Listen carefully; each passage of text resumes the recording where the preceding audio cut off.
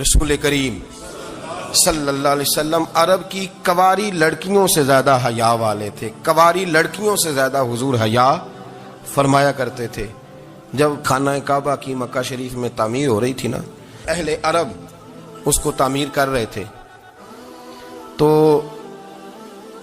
نبی پاک صلی اللہ علیہ وسلم اپنے چچا حضرت عباس کے ساتھ خانہ کعبہ کی تعریف میں مصروف تھے. تو عرب کے لوگ چونکہ لمبا کرتا پہنتے تھے پیروں تک، تو نیچے اگر کسی وقت کوئی چیز نہیں بھی ہوتی تھی تو کسی کو وہ نظر نہیں آتی تھی، چونکہ پردہ رہتا تھا، لمبا کرتا پہنا ہوا ہوتا تھا.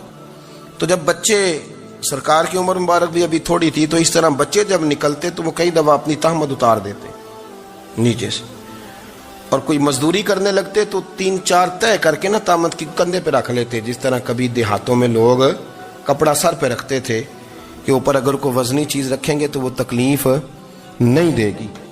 نبی پاک صلی اللہ علیہ وسلم بھی سب لوگوں کے ساتھ خانہ کعبہ کی تعمیر میں شامل تھے.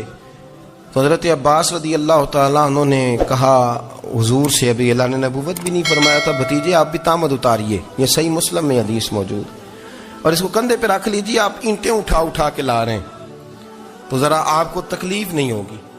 تو سرکار دو عالم صلی اللہ علیہ وسلم سے یہ بات کہی، اور پھر جلدی سے حضور کی تہمت کو نکال کے نا، حالانکہ لمبا کرتا پہنا ہوا ہے، تو وہ جیسے ہی ان کے کندھے پہ رکھا اینٹیں رکھنے کے لیے، تو سرکار تو زمین پہ گر گئے، بے ہوش ہو گئے، آنکھیں آسمان کی طرف، اور پھر حضور پکار رہے ہیں آزاری آزاری آزاری، میرا تہمت دے دو، میرا تہمت دے دو.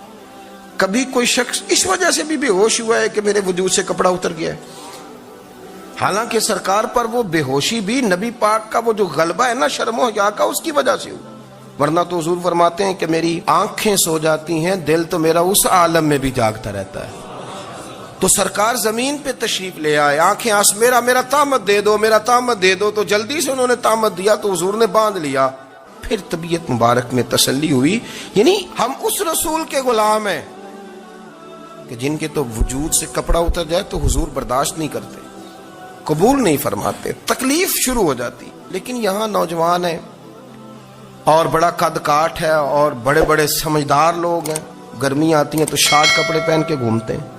ان کو خیال نہیں کہ یہ وہ والا لباس ہے جو باہر تو کیا گھر میں اماں کے سامنے نہیں پہننا چاہیے، بہنوں اور بیٹیوں کے سامنے نہیں پہننا چاہیے. آپ کی گفتگو میں شرم و حیا ہو، آپ کے لب و لہجے کے اندر حسن ہو. آپ کو پتہ ہے نبی پاک صلی اللہ علیہ وسلم نے فرمایا میری امت میں سب سے زیادہ حیا کرنے والے عثمان غنی ہیں. عثمان غنی سب سے زیادہ حیا کرنے والے. آپ فرمایا کرتے تھے جب سے حضور